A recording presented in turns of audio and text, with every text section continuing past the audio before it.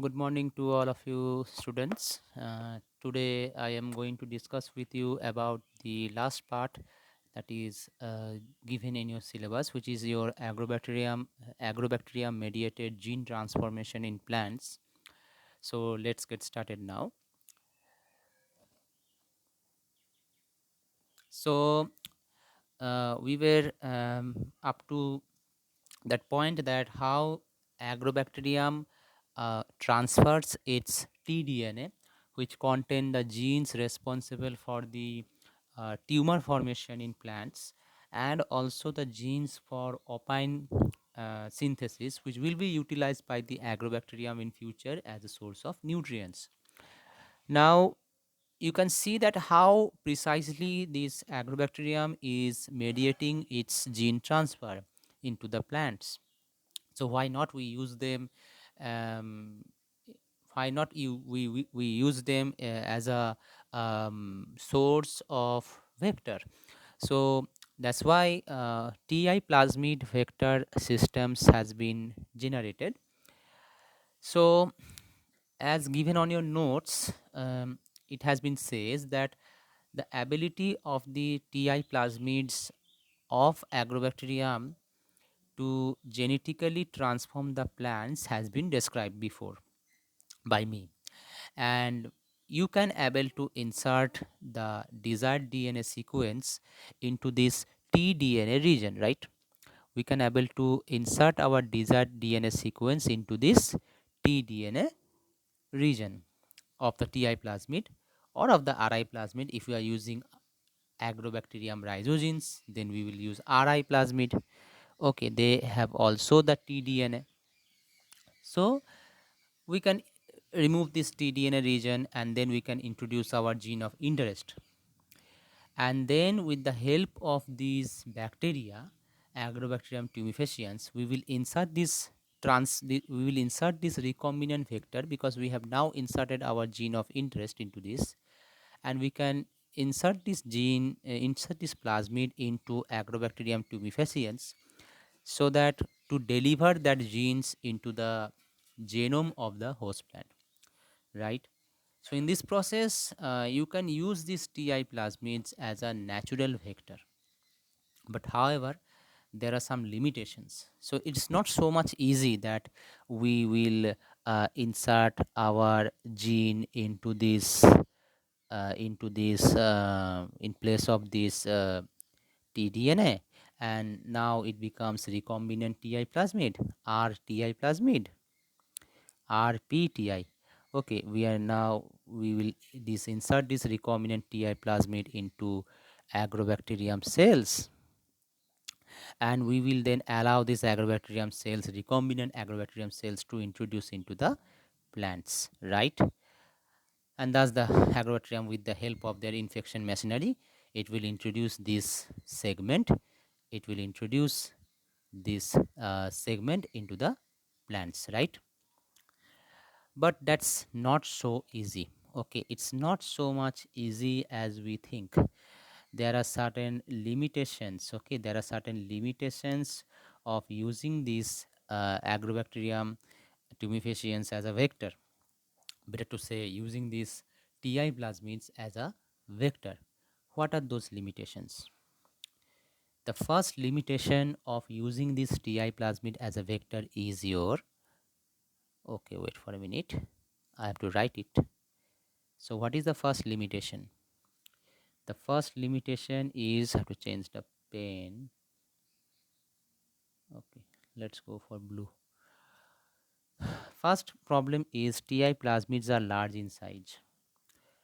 The size of the ti plasmid, the size of the ti plasmid is actually 200 to 800 kb, kilobase pairs, so much large. And it has been mentioned in your tools and techniques of recombinant DNA technology that small vectors are preferred for recombinant experiments. Because why small vectors are preferred? Because if we use small vectors, then it can easily we can introduce that recombinant vectors into the plant cells. That means we can transform the plant cells in a better way, in an easy way, compared to the large vectors. If there is large vectors, you for introducing that large vectors into the plant cell, there will be a bit of problem, right?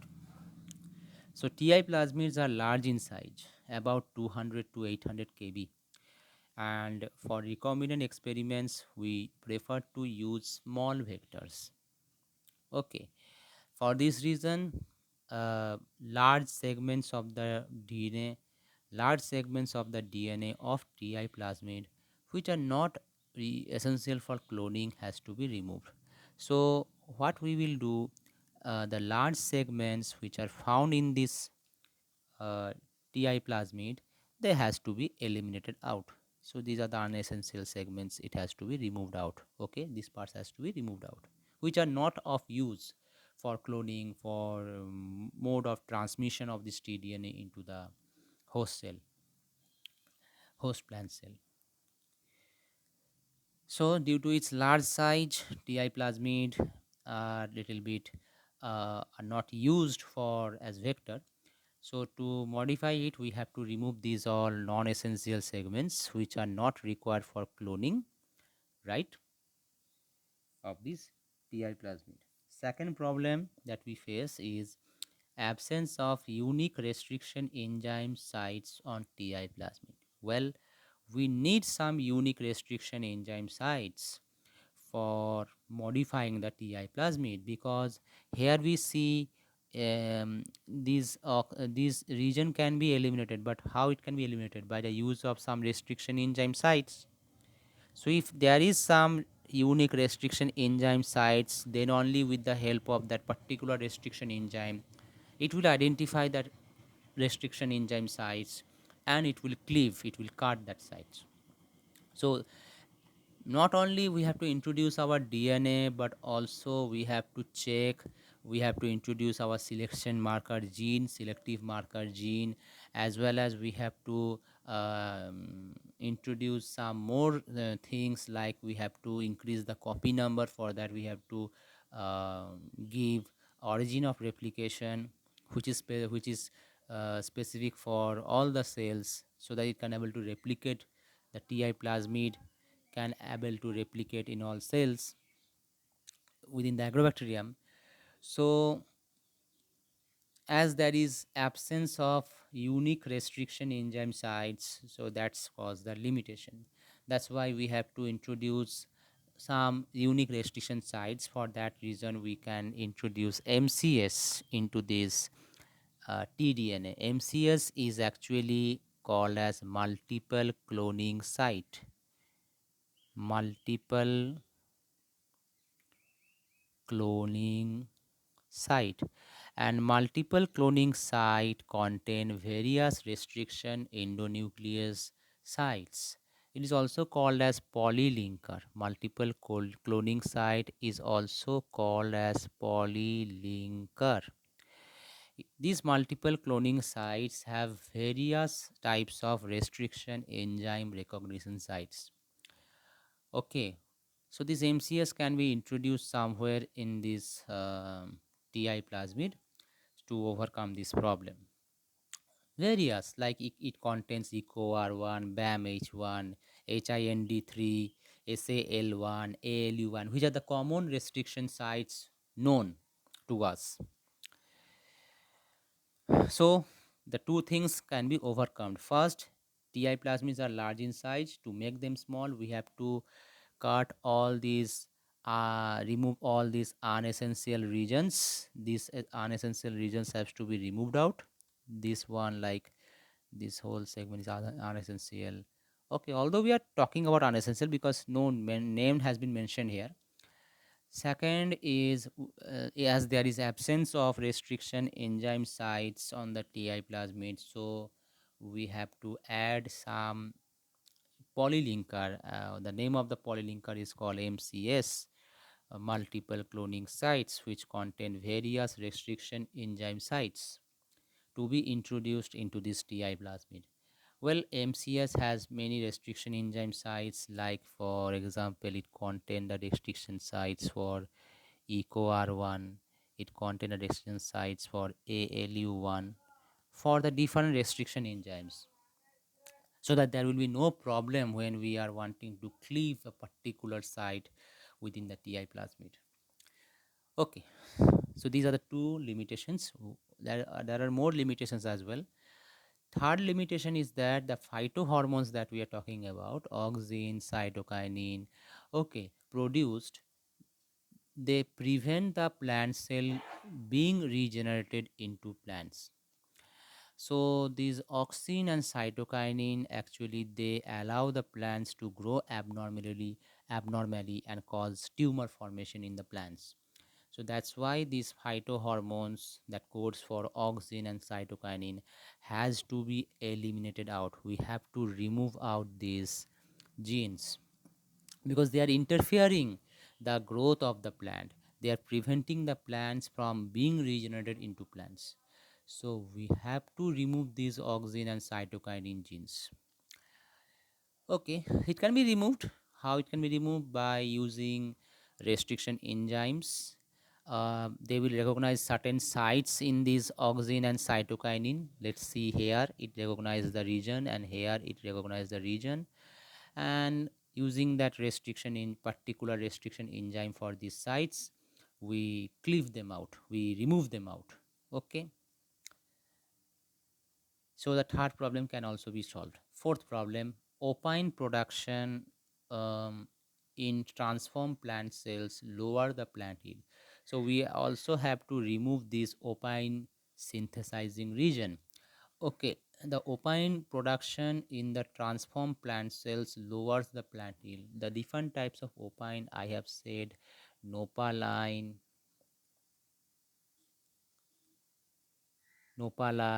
octopine.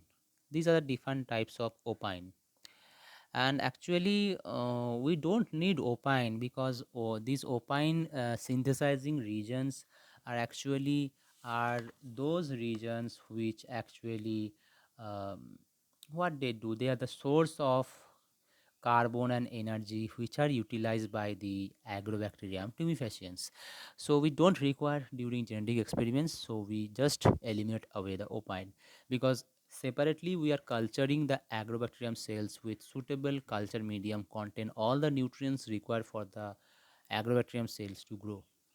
So we don't need opine because otherwise it will lowers your plant yield. Next, the fifth problem, this is the most dangerous problem. It has to be solved.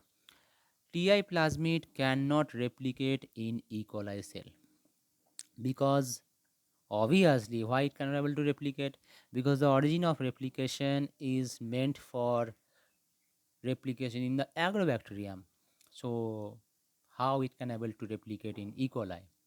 So this TI plasmid cannot able to replicate within E. coli cell.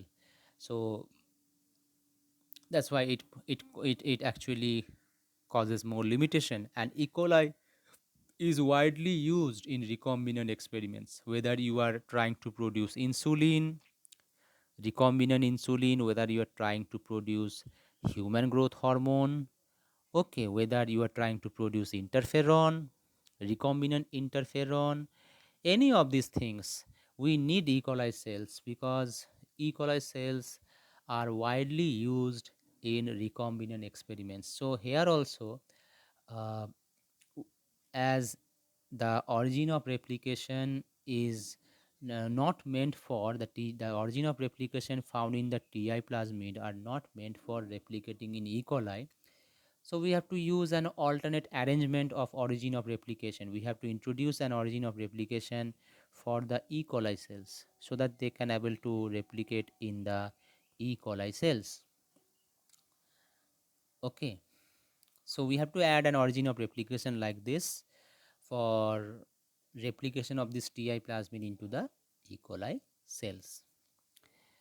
So considering of these limitations that we have said just now, so we have to modify the TI plasmid, and so much of genes we have to remove, we have to introduce, suitable modifications has to be constructed to make a TI plasmid as a vector.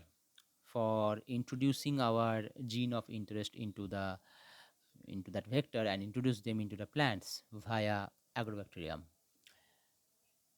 So considering all the above, all these limitations which I have said, which has been given in your notes, TI plasmid based vectors with suitable modifications has been constructed, and the vectors have different components, right? Like the right border and the left border sequence, which is absolutely required for tDNA integration into the plant cell DNA. So the recombinant TI plasmid will have this right border sequence, because the right border sequence is very very essential for cleaving the site by VIR D2, VIR D2, VIR D1 and VIR D2. They mainly recognize this right border sequence and they cleave them in, as you have seen in the previous video, at how agrobacterium is going, the TDN is going to be transferred into the host plant cells. So we have to retain this right border sequence. The right border sequence should not be removed. Left border sequence is also essential, obviously. Both the right border and left border should be remain in that modified TI plasmid. Second is a polylinker DNA, which is a multiple cloning site MCS, has to be introduced to the TI plasmid. So a multiple cloning site, also called as polylinker, also called as polylinker, also has to be introduced into this TI plasmid, because multiple cloning site have various restriction endonucleosides, which will allows us to use any restriction enzyme to cleave and insert the genes required for your transformation process. Well, we also need an origin of replication to be inserted. Well, this origin of replication is meant for replication of this TI plasmid in for E. coli.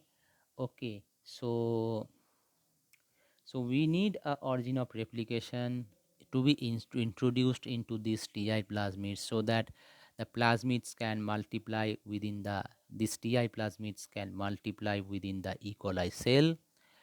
And the last thing we need is a selectable marker gene. So a selectable marker gene is also used. Well, selectable marker gene is used especially to check that whether the TI plasmid has been, whether the recombinant TI plasmid has been successfully introduced into the agrobacterium cells, whether the agrobacterium cells successfully allowed the desired DNA to be introduced into the host plant. To check for that reason, we need a selectable marker gene to be introduced. Now these selectable marker gene generally are having two ways to check. First is we will do in two ways. First is um, first is to check that whether the TI plasmid, whether this recombinant TI plasmid introduced into the agrobacterium cells or not. That time we will do the selection. Second selection we will do that after the infection done by the agrobacterium cells to the host plant cells, to check that whether the host plant cells are having that desired DNA inserted or not. Then at that time we also do a selection. So in two stages we do selection, and for that we need separate selectable marker genes. Okay, like for example, we use antibiotic resistance genes. We may use genes which are resistant to we may use genes for neomycin phosphotransferase. Okay, here for selectable marker gene we use neomycin phosphotransferase gene for appropriate selection of your transformed plant cells. Okay, so I think you have understood this part. Now let us see that how they are constructing this vector. Well, it is not so much easy to introduce so much things into this TI plasmid. It's not a easy job. For that reason, we use here two types of TI plasmid derived vectors. So in two possible ways, TI plasmid derived vectors are used to for genetic transformation of plants. Let us see those things. The first type of vector that is being produced for TI plasmid for the TI plasmid derived vectors are called as co-integrate vector. So let us see the co-integrate vector.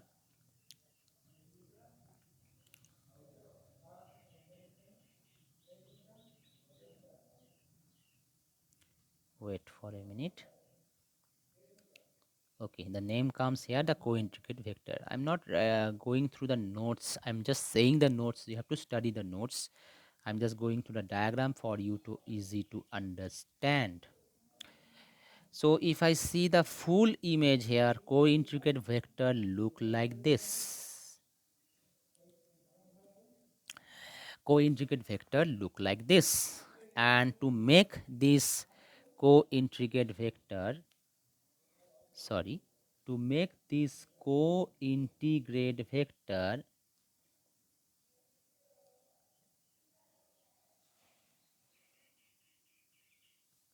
we have to construct two vectors to make a co-integrate vector. Let us see. Co means together. That means we have to construct two more vectors to make this co-integrate vector. And those two vectors are your disarmed TI plasmid and a intermediate vector. So two vectors are being constructed here to make this co-integrate vector. Let us see.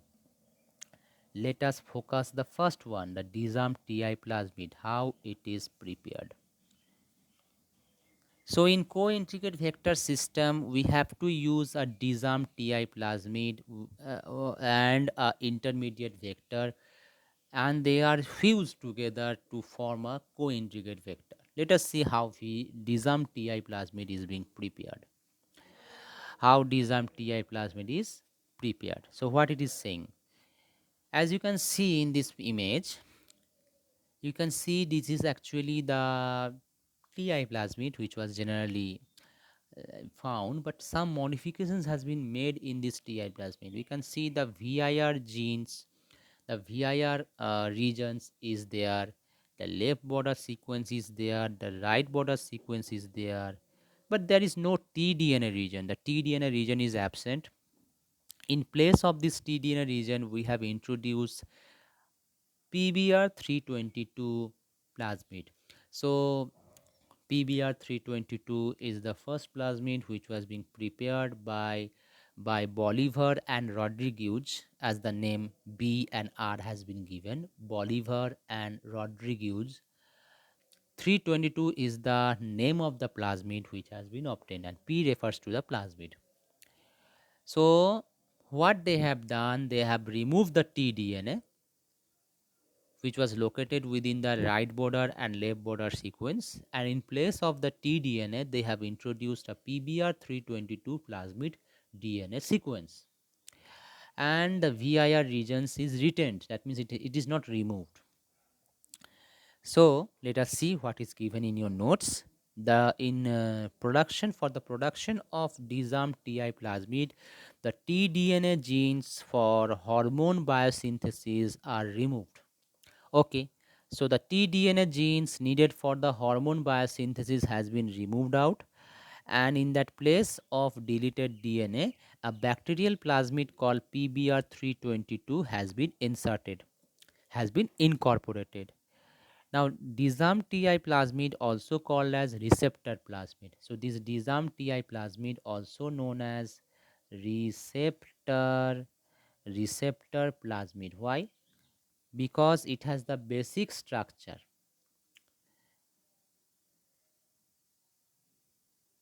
It has the basic structure of tDNA. Only the right border and the left border is present.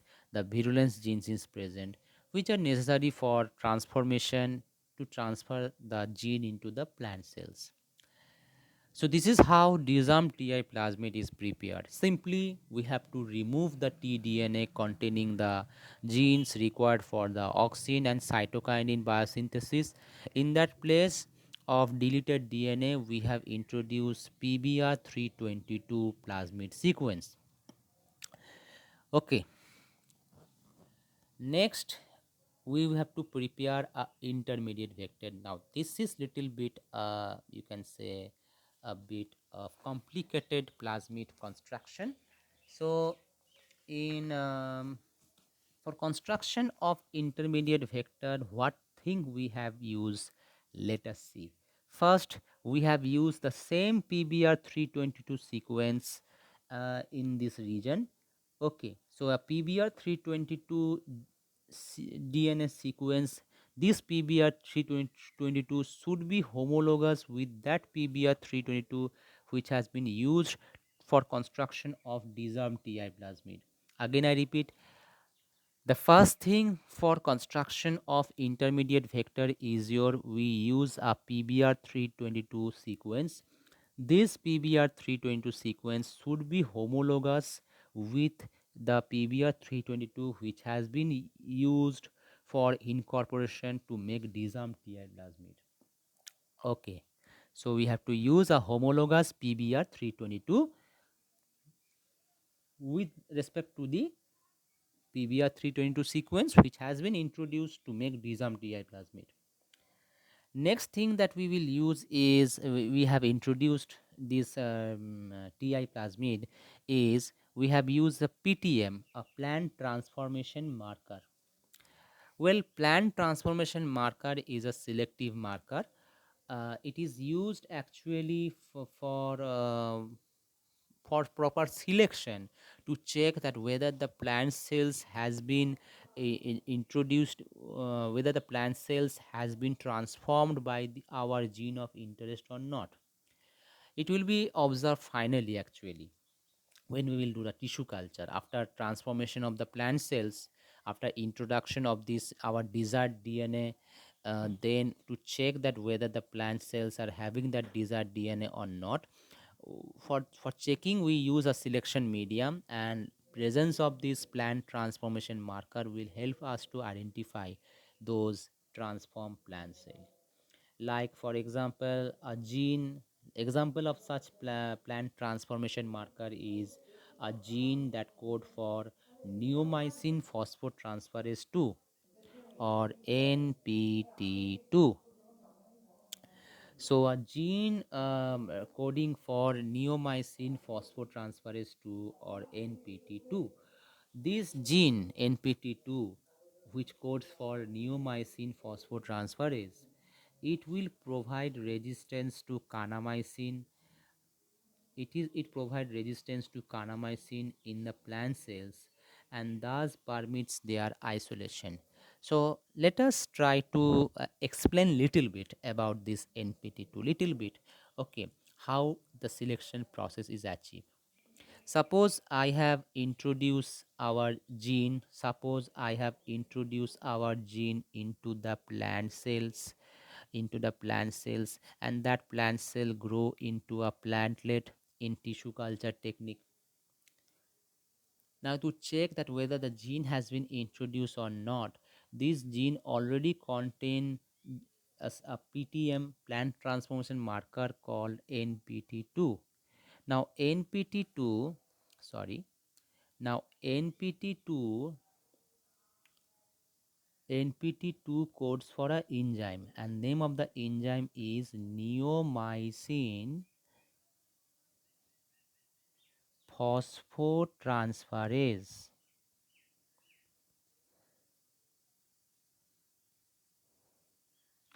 Neomycin phosphotransferase. Okay. Now this enzyme neomycin phosphotransferase, which is encoded by this NPT2 gene, it provide you resistance. It provide you protection. resistance from an antibiotic known as kanamycin. It will provide you resistance against this antibiotic known as kanamycin. So what we do to check that whether the plant cells are transformed or not, we use a selection medium and we grow these plant cells in this selection medium that contain kanamycin. So in this medium it contains kanamycin at a suitable concentration. Now those cells that have this NPT2 gene present, it will provide you resistance against this kanamycin, right? It will provide you resistance against this kanamycin. And presence of NPT2 gene means your it also contain our gene of interest, because the gene of interest the NPT2 gene is present within this intermediate vector, and we introduce the gene our gene of interest into this intermediate vector also. So presence of NPT2 gene means presence of our gene of interest also, and thus those plant cells which are found resistance to kanamycin, if when they're cultured in the tissue culture medium, it means to say that our gene of interest is also present. Okay. So I hope you can able to understand what I have tried to said. Next, a bacterial resistance marker is also used. A bacterial resistance marker is also used, like for example a gene coding for spectinomycin resistance. Okay, so bacterial resistance marker, so that we can able to observe that which bacterial cell have our desired plasmid inserted or not. Like for example, we use a bacterial resistance marker here. RES is your bacterial resistance marker, which provide you resistance against your spectinomycin resistance. So they provide you resistance for spectinomycin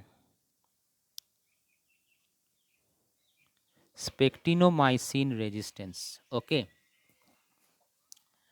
so why we use the bacterial resistance marker? Because initially when we are doing recombinant experiments, you will see that we require bacterial cells to grow this TI plasmid, to grow this intermediate vector, and then we will transfer this intermediate vector to the agrobacterium, and it will be helped by your RET sequence that is given right here. RET sequence is required for transfer mobilization from intermediate vector from E. coli to the agrobacterium. So we will culture this intermediate vector first in the E. coli cells. Okay, and to check that which E. coli cells has this intermediate vector present, for that reason we need another antibiotic resistance gene, or you can say a bacterial transfer resistance marker, for example a gene coding for spectinomycin resistance. I am trying to explain to you. So first what we do, we have to grow this intermediate vector. This is your intermediate vector that I have said. First, we grow this intermediate vector into the E. coli cells, right? And after culturing, we have to see, right? We have to see that which E. coli cell have this intermediate vector present. For this reason, we need a bacterial resistance marker. We will grow these bacterium cells into a selection medium containing spectinomycin. For example, if you want to use kanamycin, you can use them. For that reason, we have to use a kanamycin resistance gene. Here we have used spectinomycin resistance gene as a bacterial resistance marker. So those bacterial cells which have this spectinomycin resistance gene present, they will provide resistance to spectinomycin. That clearly means that those bacterial colony will have this intermediate vector. So for selection of those bacterial cells that have this intermediate vector, that's why we have to insert a bacterial resistance marker. Here bacterial resistance marker is used as spectinomycin resistance gene.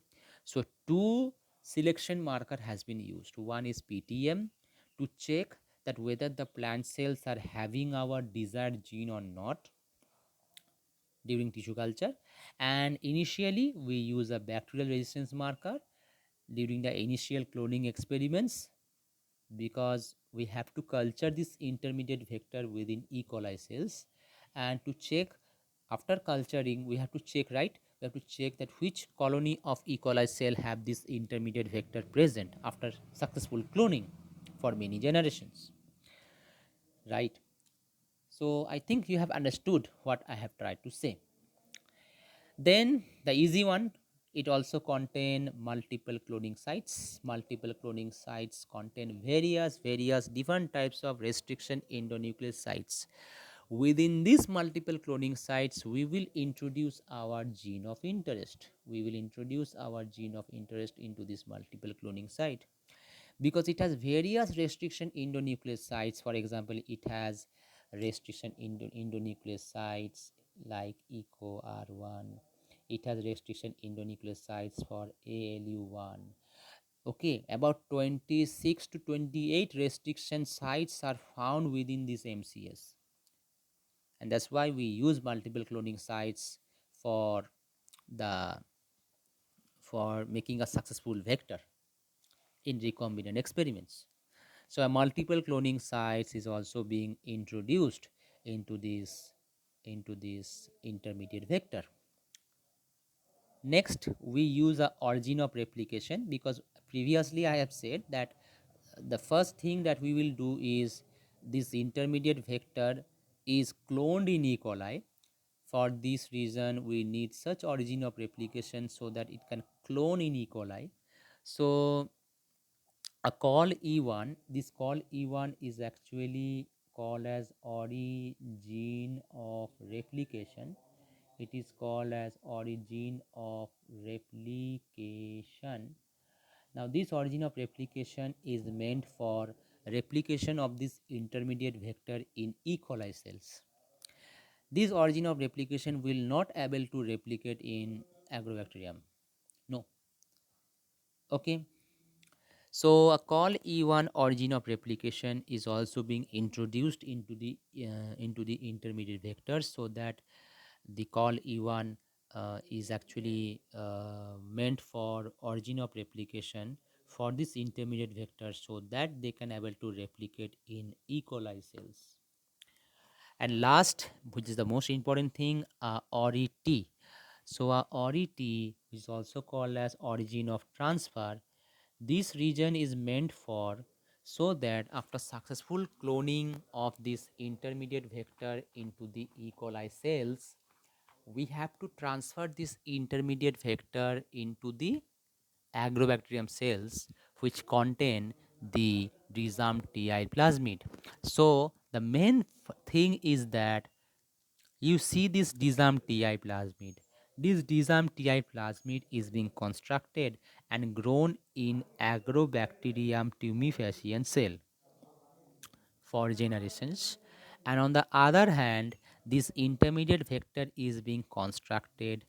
Next, we introduce our desired DNA within this multiple cloning site. How? By, as we have I have said that multiple cloning site have restriction endonuclease site, with the help of which we introduce our DNA, and then this intermediate vector is allowed to replicate in E. coli cells, because they have this called E1 origin of replication. So we can able to replicate this intermediate vector into the E. coli cells.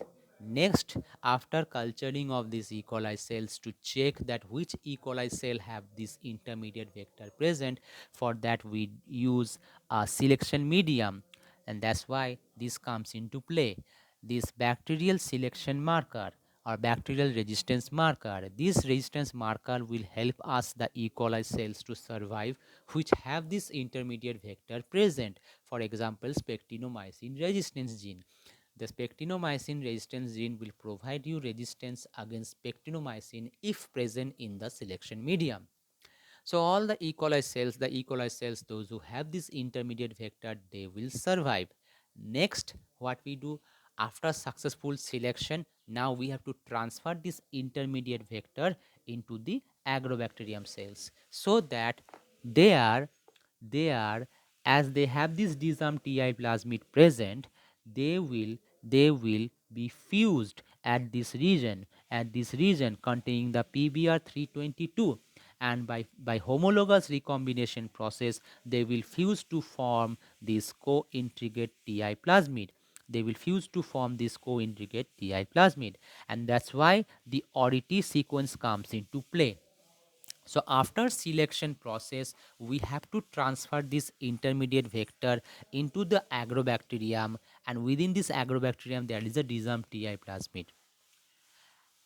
That's why the ORT sequence is important. ORC sequence is actually based on mobilization. Mobilization means movement of the transfer of this intermediate vector into the agrobacterium cells. So from E. coli, this intermediate vector will be transferred to the agrobacterium cells with the help of ODT sequence.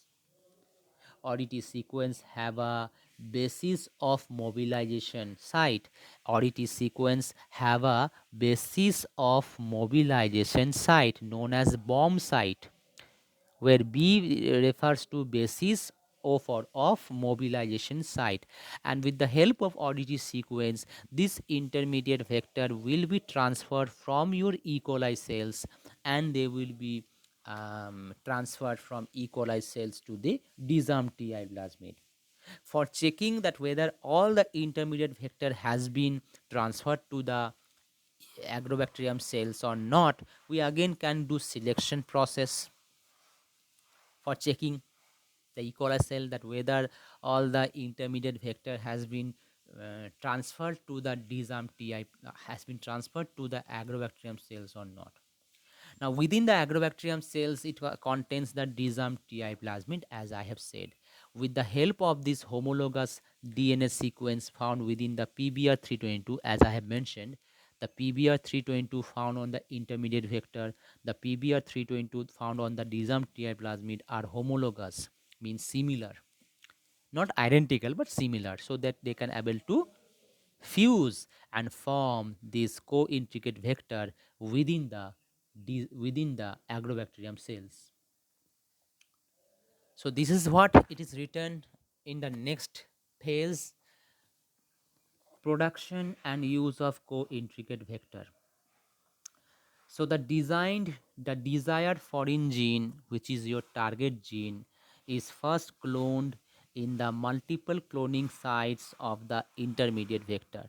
So first what we have done, we have introduced our desired gene. The desired gene is introduced into this intermediate vector with the help of multiple cloning sites. Now the cloning process is carried out in E. coli. That means within the E. coli cells, as this intermediate vector have called E1, as the intermediate vector have called E1 origin of replication. So easily this intermediate vector introduced into the E. coli, and with the help of call E1, they can able to replicate independently within the E. coli cells. Next, the intermediate vector is mated with the agrobacterium so that the foreign gene mobilized into the latter.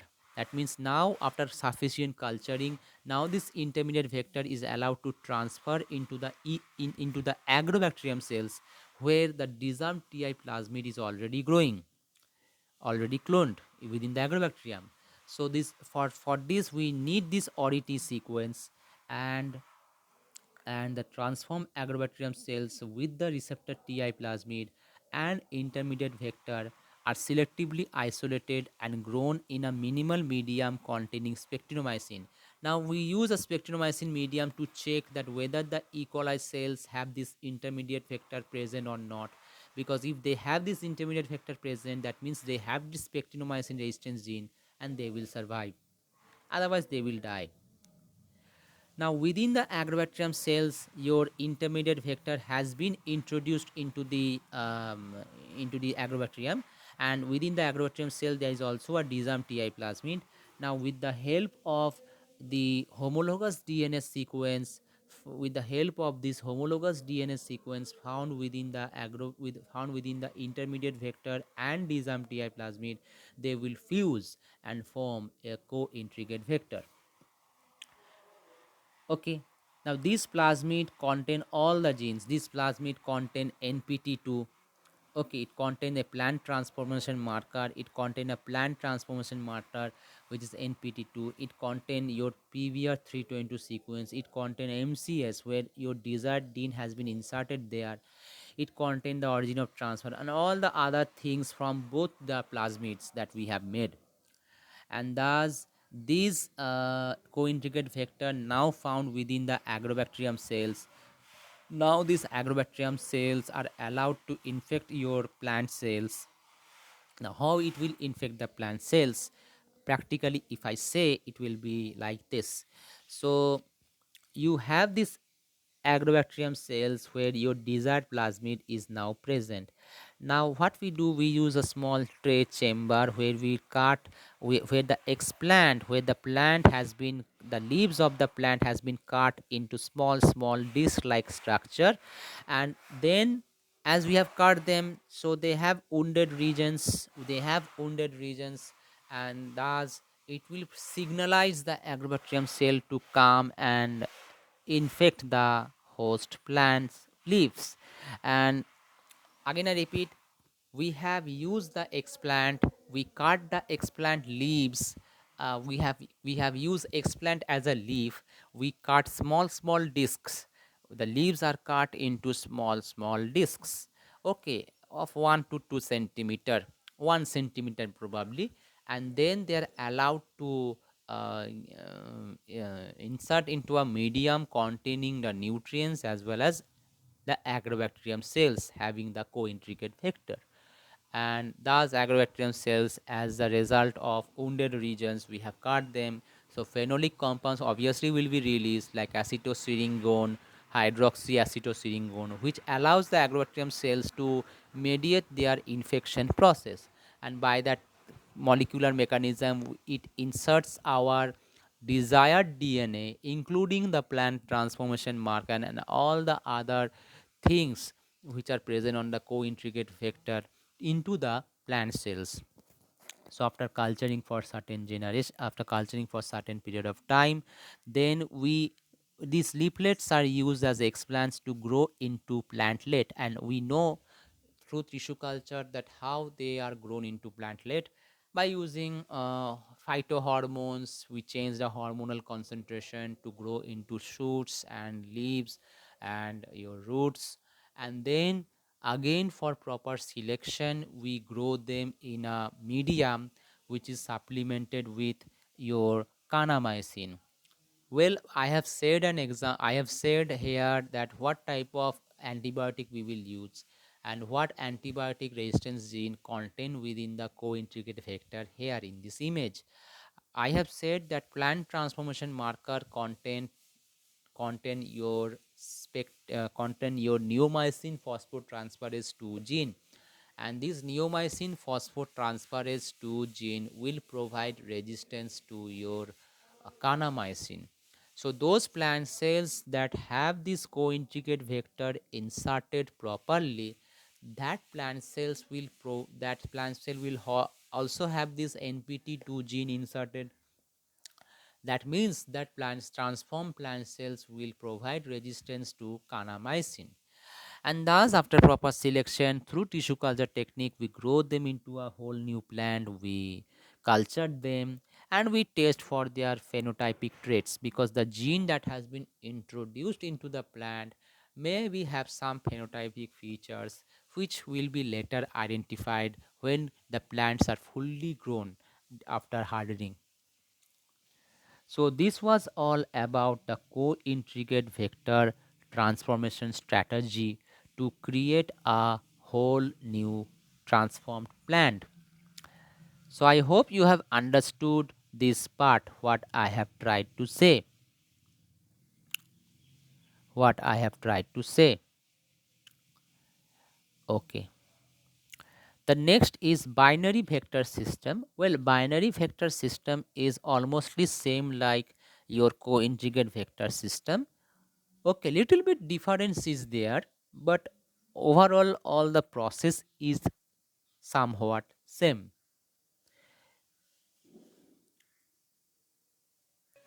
So let us talk about the binary vector system. The binary vector system consists of a agrobacterium strain along with a disarmed TI plasmid known as VIR helper. So here also we use a disarmed TI plasmid known as VIR helper. The entire tDNA regions in the VIR helper has been completely being removed. So you can see here the VIR helper plasmid, which is just like a disarmed TI plasmid as we have seen in co-integrate vector formation. This VIR helper plasmid don't have this right border or left border sequence. Only the VIR genes are present. Okay, the entire tDNA regions, including the borders, has been eliminated, right? And it also contain, and it has another plasmid. It has also another plasmid, which you can see a binary vector. It has a VIR helper plasmid, and plus it has intermediate vector also. And and the intermediate vector which contain here in this binary vector system will not say as the intermediate vector. We will get it better to call them as binary vector, including we have a VIR helper plasmid where only the VIR genes are present in that plasmid. Okay, now a binary vector will have these components. This is your binary vector, including your VIR helper plasmid. Binary vector have these components like it has left border and right border sequence. Here you can see the left border and the right border sequence. Okay, that delimits the tDNA region. It has a plant transformation marker PTM for proper selection, for proper selection of the transformed plant cells. Like this plant transformation marker contain the genes for NPT2, coding for neomycin phosphotransferase 2. That gene will provide you resistance against kanamycin, same as intermediate vector that we have used. The plant transformation marker that we have used in intermediate vector, same plant transformation marker is used here in case of binary vector. Okay, then we also use a multiple cloning sites. As you can see here, multiple cloning site is also present. This multiple cloning site contain various restriction enzyme sites, so that we can easily, with the help of any restriction enzyme, we can allow to cleave at that site and insert our DNA of interest. It also contain a bacterial resistance marker which is represented as RES here. This bacterial resistance marker for the binary vector, the bacterial resistance marker is providing resistance to tetracycline. That means we have introduced a tetracycline resistance gene into this bacterial resistance marker. Okay, so that we can select the binary vectors in E. coli as well as in Agrobacterium. There is a ORT sequence.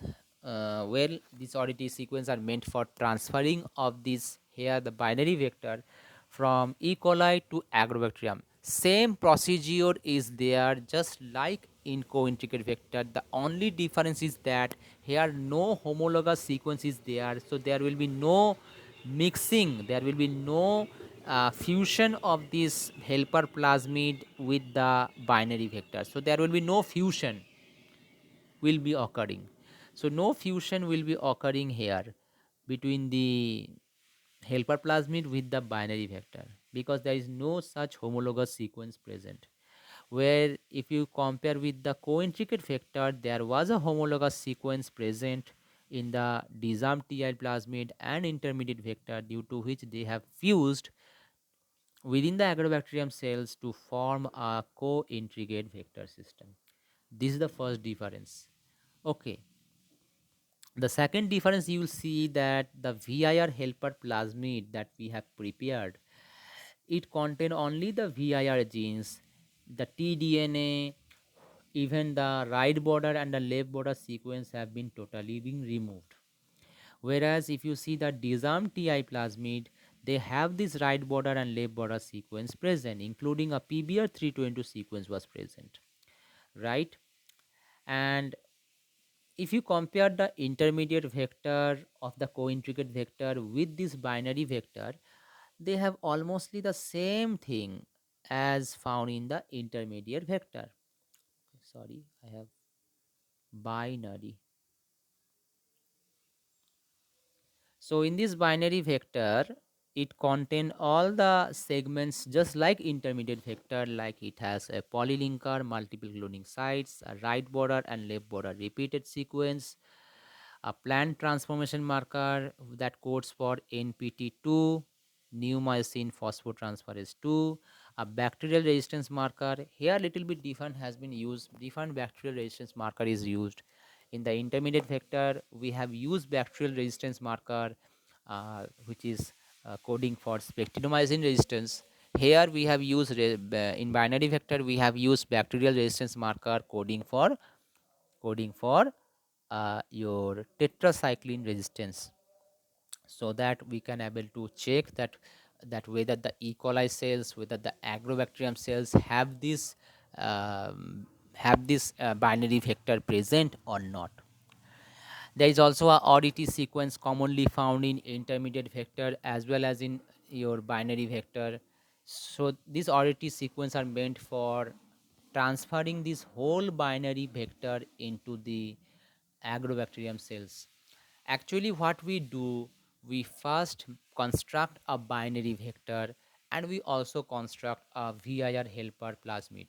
The VIR helper plasmid are introduced into the agrobacterium cells, whereas the binary vector is introduced into the E. coli cells. Okay, before that, within this binary vector, we have inserted our gene of interest within this multiple cloning site. Okay, then we will introduce them into the E. coli cells. Now with the help of origin of replication, specially meant for replication of this binary vector in E. coli cells, this binary vector is allowed for cloning within the E. coli cells. Okay, so we cultured them for some generations, and to check that which E. coli colony will have this binary vector present, we add a selection medium that contain tetracycline. Now here in binary vector, we use a bacterial resistance marker gene which will code for tetracycline resistance. So all the transformed E. coli cells, that means those E. coli cell have this binary vector present, they will survive because they have this tetracycline resistance gene present. Now after that, we will allow this binary vector to be transferred from E. coli to the agrobacterium cells, those agrobacterium cells that have this VIR helper plasmid growing. So with the help of ODT, the origin of transfer, with the basis of mobilization site, ODT will have a site actually. It has not shown the sequence, but I'm just writing. ODT will have a region called bomb region. Bomb means basis of mobilization site. With the help of this bomb site, the whole binary vector is transferred from E. coli to agrobacteria. Now this we cannot see through our eyes obviously, Same thing is also occurred in intermediate vector as well. In intermediate vector also they have this ODT sequence for transfer of this whole intermediate vector from E. coli to the Agrobacterium. Now within the Agrobacterium cells, in case of binary vector system, within the Agrobacterium cells there is a VIR helper plasmid present, and this plasmid is also going to be introduced within the Agrobacterium. As there is no homologous sequence, so there is no formation of a combined plasmid, as we have seen in case of co-intricate vector system, that because they have some homologous region between the ZAMP-TI plasmid and your intermediate vector, that's why they have fused at this homologous region to form a co-intricate vector. But in case of binary vector system, no such fusion occurs because there is no such homologous region present. So both the plasmids are expressed within the Agrobacterium. Now again we do selection, again we add a bacterial selection marker. Again we introduce a bacterial selection medium. Same thing, tetracycline. Now those Agrobacterium cells that have this binary vector present, they have this bacterial resistance marker present, so those Agrobacterium cell will survive. Now after selection, then we will try to introduce this Agrobacterium cell to the explants of wounded regions. And for this what we do, we take a explant, we take the leaves from the plant, and the leaves are cut into small round disc. Okay, the leaves are cut into small round disc, just like this. So if this is the plant, I'm not good at drawing. So these plants, the leaves of the plants are taken and cut into small round disc. Now these are used as explant. These are used as explant. Now these explants are grown on a medium. These explants are grown on a suitable nutrient medium like MS medium, Murasi's Cook medium. After growing, then we introduce this plant, then we introduce this explant into a medium where Agrobacterium cells is present, where Agrobacterium cells is present. And these Agrobacterium cells have the all the two plasmids present, the helper TI plasmid and the VIR helper plasmid and the binary vector. And when these plants explants are being exposed here in this site, as we know that wounded regions of the explant will release a phenolic compound which allows the Agrobacterium cells to attach in the wounded regions of this plant and causes their mode of transmission, causes their mode of infection. And then after culturing for some time, we have to grow this explant into plantlet, and for checking to check that which of the plant cells has been transformed, that means which of the plant cells are having our binary vector present. Okay, in case of binary vector, in case of co-integrated vector, we have to check that which of these plant cells have co-integrated vector present. That means if the co-integrated vector is present, that means our desired DNA is also present. Okay, in case of binary vector also. And for this we use a selection medium. Okay, so after growing them, we use a selection medium. That selection medium will contain what? Kanamycin. Now, as I have said, in case of intermediate vector, in case of binary vector, that both of them, okay, wait for a minute. Both of them contain a plant transformation marker which has NPT2 gene that codes for neomycin phosphotransferase. This enzyme is actually providing you resistance against kanamycin antibiotic.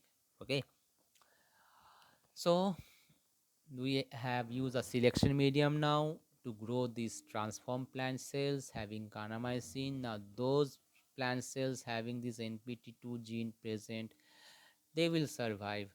And NPT2 presence means they also have our gene of interest present also within the plant genome, which can be properly expressed through illegitimate recombination. And thus, after proper selection, the transformed plant cells are further grown, just like in tissue culture, what we do, rooting, shooting. We use a ratio of auxin cytokinin properly to grow that plant cells into a whole new plantlets. And then hardening process is carried out, and we check for the phenotypic traits, we check for the traits, we check for the characters if present, because the gene, if it get expressed into the plant cell, some type of some desirable changes what we want actually, okay, to be expressed into the plant cells. So in this way proper selection is being carried out. This is the picture which has been shown that how you can introduce the agrobacterium cells. We can use our target gene to be introduced into the bacteria plasmid, to introduce into the plant cells to form a transformed plant. But this agrobacterium mediated gene transformation have some limitations as well. Let us see the limitations. We have constructed so much, we have make intermediate vector, we make co-integrate vector systems so precisely, so accurately. Also we go for binary vector system also in a well fashioned manner, but still there are some limitations of using agrobacterium as a vector, or better to say there is some limitation of using ti plasmid as a vector here. The first thing is that there is a limitation of the host plants for agrobacterium because many crop plants are monocotyledonous, which are not infected by agrobacterium. So agrobacterium is only meant for infecting the wounded regions of dicotyledonous plant, not the monocotyledonous plant. Okay, so that's the problem, because we are mainly focused to improve our crop varieties, right? Dicot plants is present like in gram, in peas, right? But the monocot plants, which are rice, wheat, corn, they are cannot be transformed by this technique. Okay. But in recent years, it has been found that virulent strains of agrobacterium can infect a wide range of plants have been developed. Nowadays, through mutagenesis, that means by causing mutation, we are generating mutation in the agrobacterium strains to make the agrobacterium strain more virulent. Okay, we use this type of agrobacterium strains to be infect the monocot plants as well. Next limitation is that the cells regenerate more efficiently are often difficult to transform. That means you have used these plant cells as host to introduce your TI plasmid within their genome, but it has been observed that after transformation, that means after introduction of your plasmid containing your DNA of interest into the plant cell, that plant cell is getting difficult to convert into a plant actually. Like for example, embryonic cells lie in deep layers which are not easily targets for agrobacterium. So there are some limitations also, but also there are some advantages as well. So the advantages are this is a natural method of gene transfer. Agrobacterium can be conveniently infect any type of explant, whether you are using shells, leaf cells, any tissues, any organs. Easily, agrobacterium can use to infect. Even large fragments of DNA can be efficiently transferred. Now, large DNA fragments refers to we can insert our large gene which code for some essential enzymes. Okay, that can be inserted properly. So this is the whole notes about your agrobacterium mediated gene transformation in plants. In the next video, I will try to discuss about the direct methods of DNA transfer. Okay. So if you have any doubts regarding this lecture, you can ask me in the WhatsApp group that you have all made. Okay. And that's all for today's lecture.